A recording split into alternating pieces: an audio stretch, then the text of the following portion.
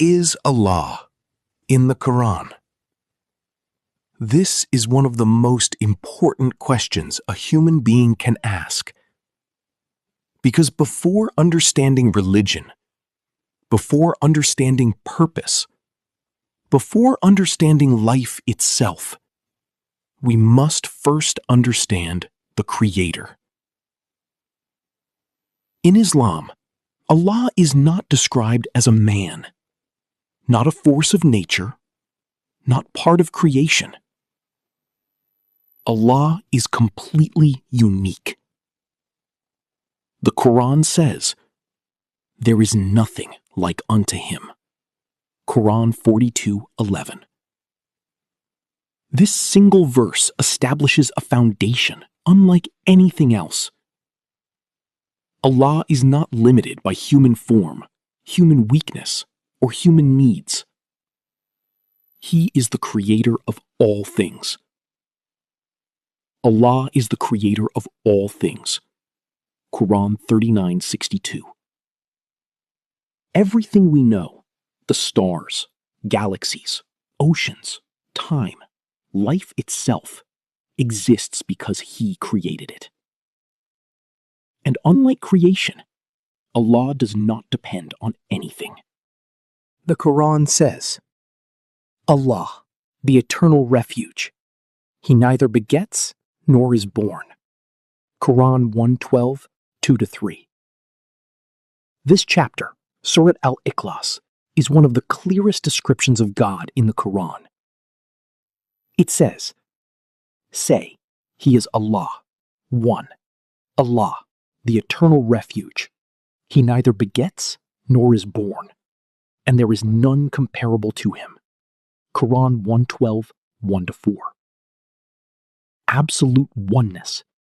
No partner, no equal, no beginning, no end. In Islam, Allah is not a tribal God or a God for one nation. He is the Lord of all the worlds. All praise is due to Allah, Lord of the worlds. Quran 1:2. Every human being, regardless of language, race, or nationality, belongs to the same Creator. And the Quran repeatedly invites people to reflect on creation as evidence of Allah. Indeed, in the creation of the heavens and the earth and the alternation of night and day are signs for people of understanding.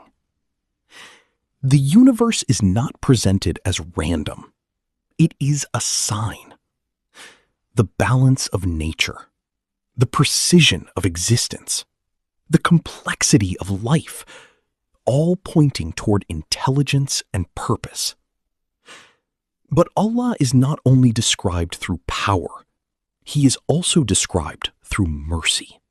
The Quran begins almost every chapter with, "In the name of Allah, the most compassionate, the most merciful." Mercy is central in Islam. Allah says, "My mercy encompasses all things." This means no matter how lost a person may feel, the door to forgiveness remains open. At the same time, Allah is perfectly just. Islam teaches that every action matters. Whoever does an atom's weight of good will see it, and whoever does an atom's weight of evil will see it. Nothing is forgotten. Nothing is hidden. And this creates a world with meaning and accountability. Because without justice, good and evil become meaningless. The Quran also teaches that Allah is close to every human being. And we are closer to Him than His jugular vein. This does not mean Allah becomes part of creation. Rather, it means His knowledge, power, and awareness surround everything. Nothing escapes Him. Every fear, every thought, every silent prayer, Allah hears it all. And unlike human beings, Allah never becomes tired, weak, or overwhelmed. Neither drowsiness overtakes him nor sleep. Quran 2:255. This verse, known as Ayat al-Kursi, is one of the most powerful descriptions of Allah in the Quran. It describes absolute authority and complete perfection. To Muslims, Allah is not distant. He is worshipped directly. No intermediaries, no divine bloodline, no human gateway. A person can speak directly to Allah at any moment. This direct connection is one of the most important aspects of Islam. And the Quran constantly calls people back to this truth. Worship the Creator, not the creation. Your God is one God. There is no deity except Him, the most compassionate, the most merciful. Quran 1:63.